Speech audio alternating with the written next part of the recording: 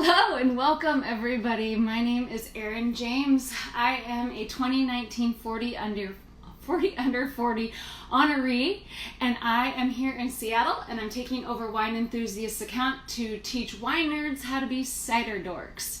And I have to say, I had a little bit of technical difficulties here today, so I'm a little tardy to starting at 3. Anyway, thank you so much for being here. I know there is so much happening these last few weeks to right so many wrongs, so I really appreciate you being here with me, and I hope to offer you a little reprieve through cider.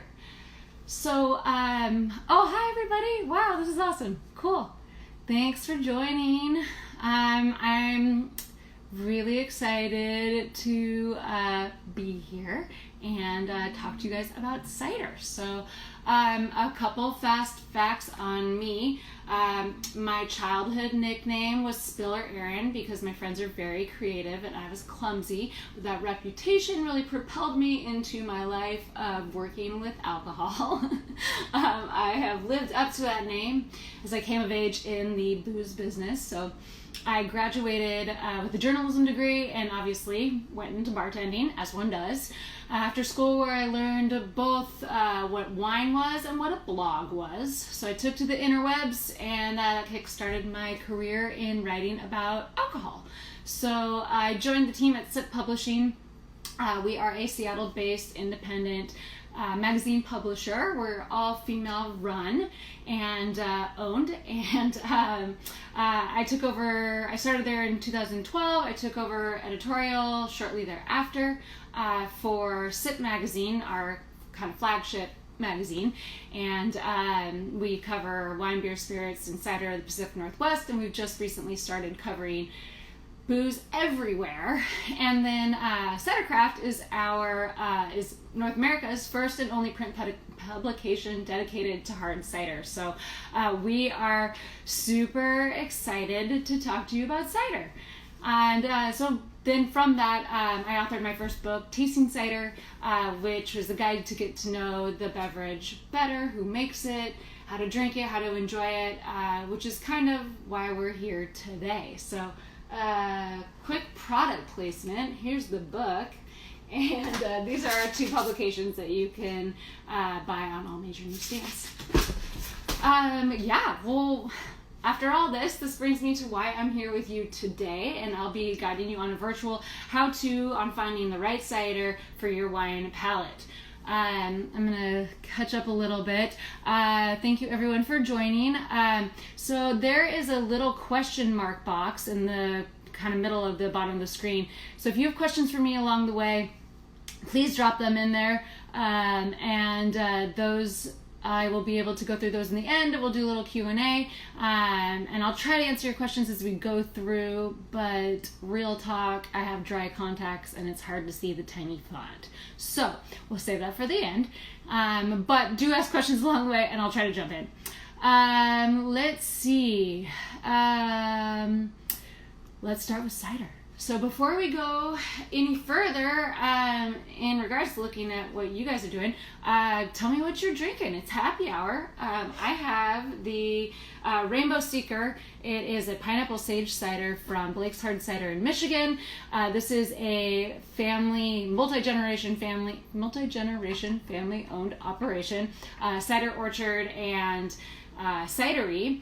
This is their cider, part of their Kinder Cider series, which gives back to nonprofits that they believe in. And this one is for LGBTQ community and rights and rainbows, and it's delicious. They have their apple base, and then they add in pineapple and sage to it. So I'm going to take a swig. Looks like someone's drinking Georgian wine.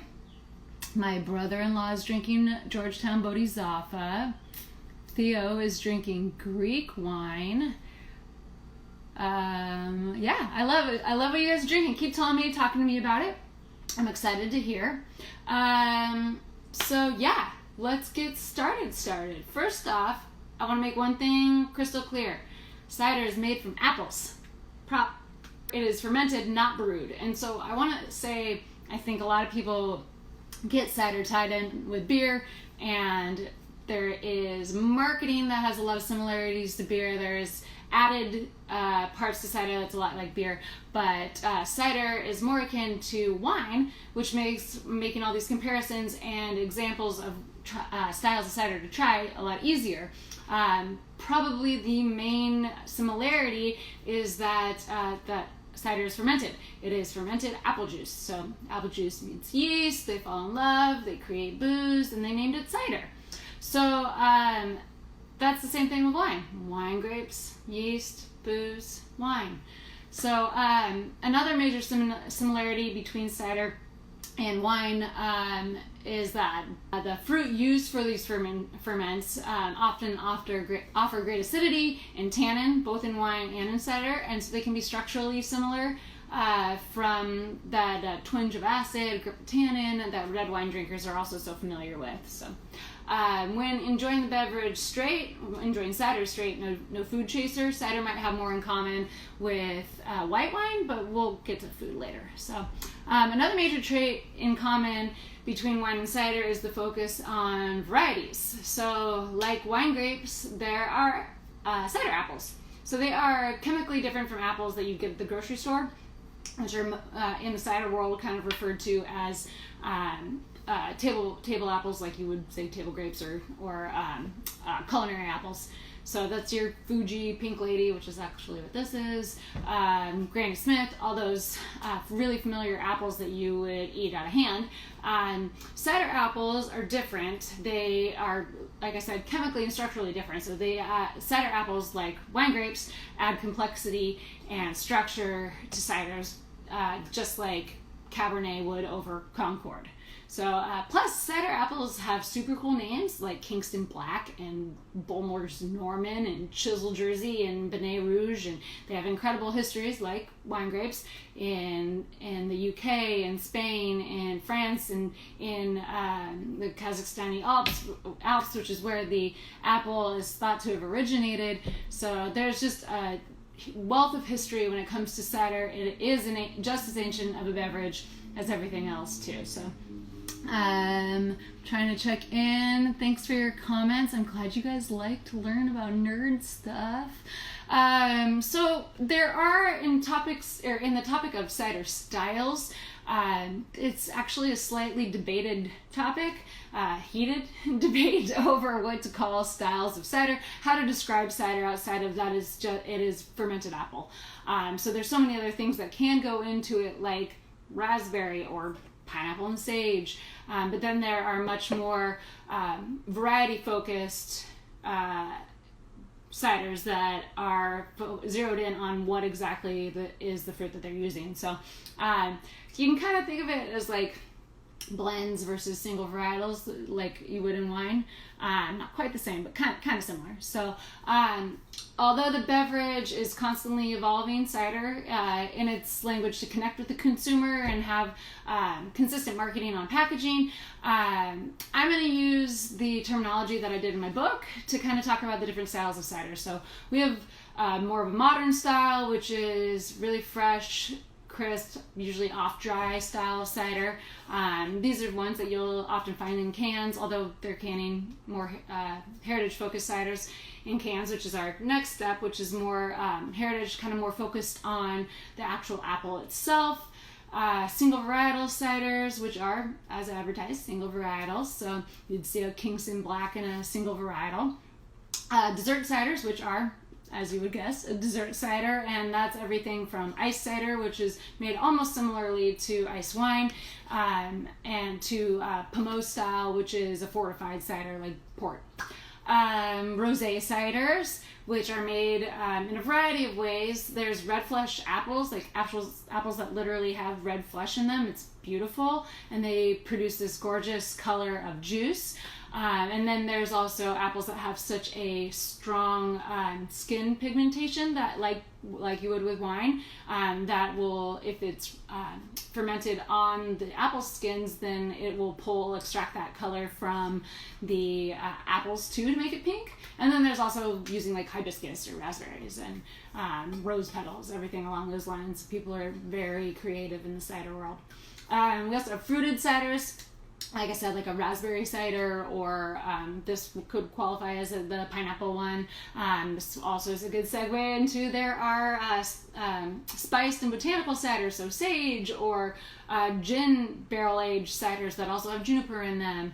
Another segment to barrel-aged ciders. And a lot of these have serious overlap too, so a lot of these can fall into the same categories. Hop ciders, and that's probably my gateway into ciders through hop ciders, for getting people into cider. And I think that's about it as far as the way that I break it down in tasting cider. So enough talky, let's drinky. Oh shoot, no, I forgot about Perry. Perry is cider's cousin. So Perry is fermented pear juice. And we'll get into that in a little bit later too. Let me check in with you guys, see how you're doing. Thanks for all the comments. Hello, everyone. Enlightening, yeah. We're talking about how to find the right cider for you, so let's do just that. So I told you about this one that I've been drinking. That's more of a fruit and slightly botanical cider. And then I have one that has a serious special meaning to me. So this is Worley's cider. They're in Somerset. They're a lovely couple, and this is a keeved cider, which is a slightly complicated, ancient, very labor-intensive method of getting a naturally sparkling cider. So this, anything made with like method champenois or any kind of traditional sparkling cider through the champagne method would be an awesome substitute for sparkling wine. So this segues into my, if you like sparkling wine, then you would like a traditional method sparkling cider. So this one's super cool because this is an interesting example. Because it's keeved, it's also unfiltered, so you can see how cloudy it is, and there's also some fun sediment happening up in there. I'm gonna take a swig. So these guys are wonderful. I visited there last October, back when we could travel, remember that?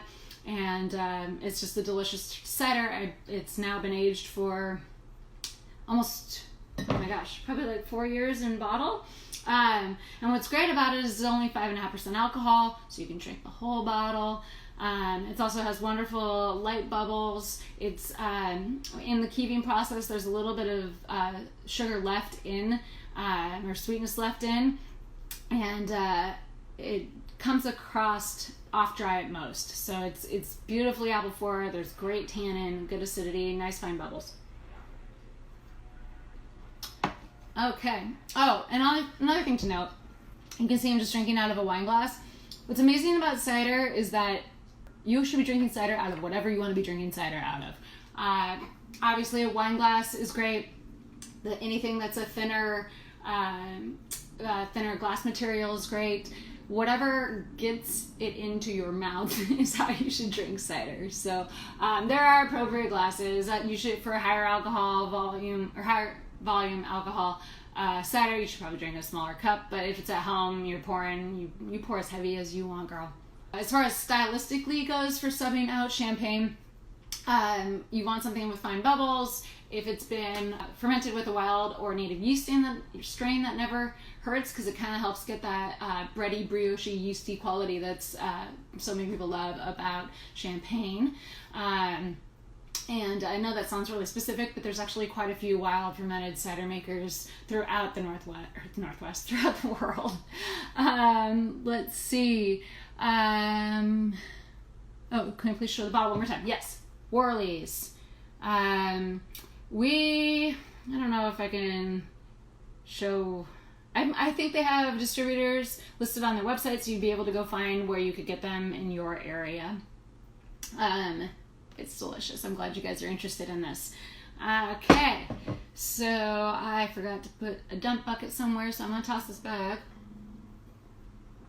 And next, we have what I'm super excited to show you guys. So remember when I was talking about those red flesh apples?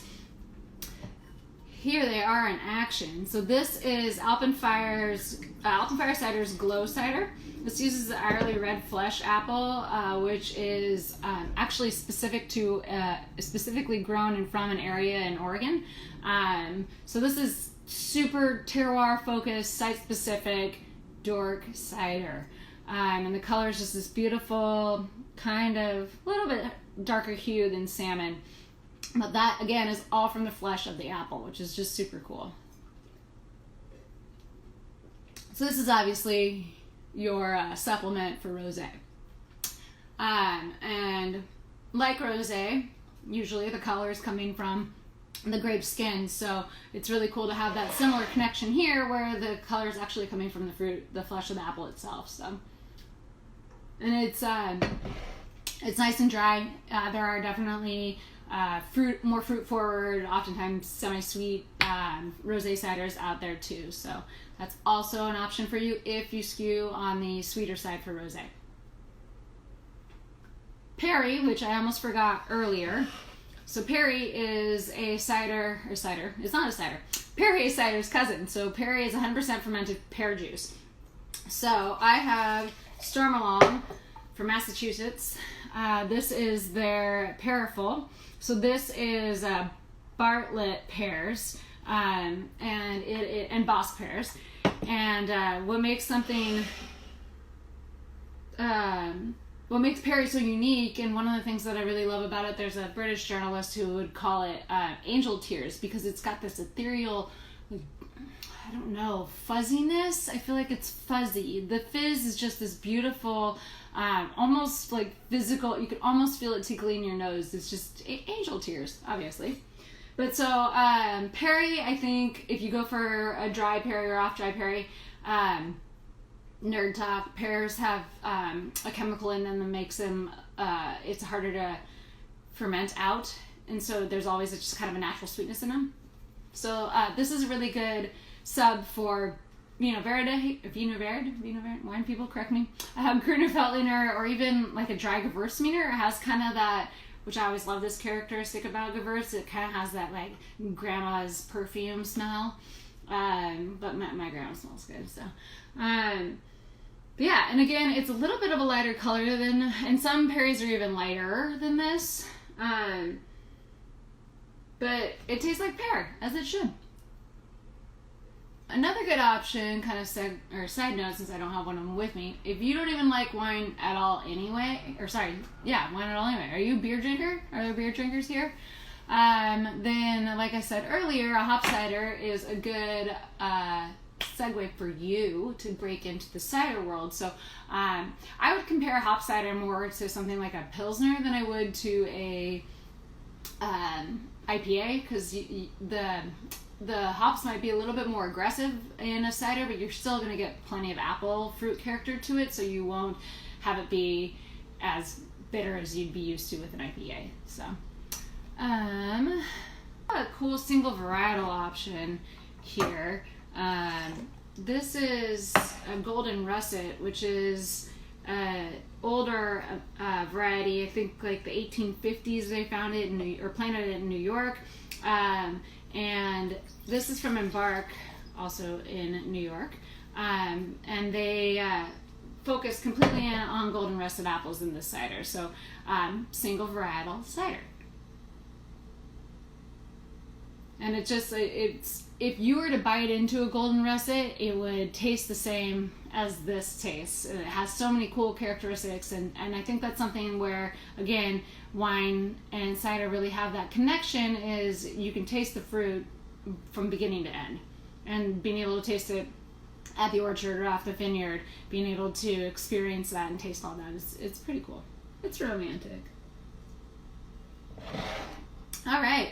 And I think my last cider to show you guys, this is, for all of you natural wine nerds, this is Fence Line. This is the Thunderbolt. So this is a cidery in Colorado.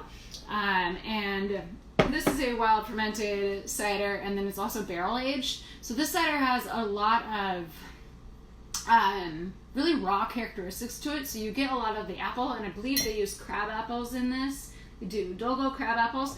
Fun fact, crab apples are the only apple that's indigenous to North America. Everything else is planted here from elsewhere. So this is Dolgo crab apples. This cider uses mostly wild fruit on top of it being wild fermented, which is like ultra dorky and awesome. But so, like I was saying earlier when we were talking about sparkling ciders as a naturally sparkling ciders as a comparison to sparkling wine, this one has that yeasty brioche bready quality to it that so many Champers drinkers loves. Champers drinkers? But still, I think what's most important about cider, however you make it, as long as the apple is still the center star, then that's what matters. So, okay, and then for you cocktail drinkers, I got one for you too. Just let me move all my booze out of the way. Who wants to come over and drink this with me? I mean, come on. So I have so many ways in my book, Tasting Cider, of how to make cider cocktails. Also on cidercraftmag.com, we run cider cocktails all the time. So there are so many great ways to be able to use cider in a cocktail. So this one I have is the uber creative titled Vodka Lemonade with Cider. So you've got 2 ounces of vodka, 4 ounces or half cup of lemonade. Did I say soda? Vodka lemonade. Yeah, that's what this is. And then I have a disproportionately large can of raspberry cider from Portland Cider Co. This is like a 19.2 ounce can. It is impressive. So after you pour those in over ice, then you take your cider, which I use the raspberry cider. Like I said, I would use any fruited cider for this. Any kind of berry cider would be great, but raspberry lemonade is delicious. And then you just top with it. Fill the glass up. I like to give it a good stir. You totally don't have to. And that's it. Alright, so that's all I have for you guys. If you want to see any more labels, speak up, but I'm going to jump into the questions box here. Okay, let's see. What do you think? Oh, technology, cool. What do you think about sweet versus dry cider preference? Personally, my preference, I like a drier cider. I like more acid and more tannin. But it really just depends. Like the Worleys that I was showing you guys, the keyed one, like this is just naturally a little bit sweeter. And I don't know, I really love it. I also think that there's like with all beverage, there's a time and place for everything, and there's a meal for everything. And I talked a lot about ciders, white wine cider comparisons, but where cider really shows that it's got some grit for red wine is when it's paired with food. So same goes with sweet and dry. There's a meal for that, and I think that that's really important and very traditional and historically correct as far as cider goes is to eat it with something. I mean, most other countries eat when they drink, so we're trying to do that here. But yeah, as far as my preference goes, I lean a little bit drier. What else do we have in here?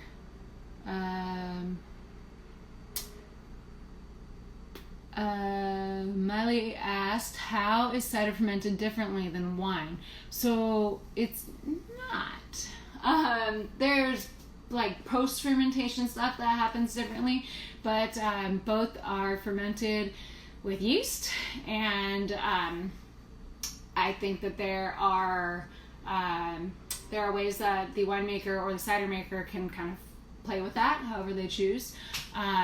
But they're both fermented fruit, so the yeast ferments it, and then from there it's either aged in tank or barrel and then bottled, and then fill in the blanks. Everybody's production methods are different. So let's see. Go. What is your there we go. What is your favorite food and cider pairing? I mean, I always say this, my number one love in life is cheese. But now that I have a child, I think I have to say my number 2 love in life is cheese. And I think cider pairs so well with cheese. It's kind of classic. But I don't know, I mean, because cider still goes so well with anything with pork.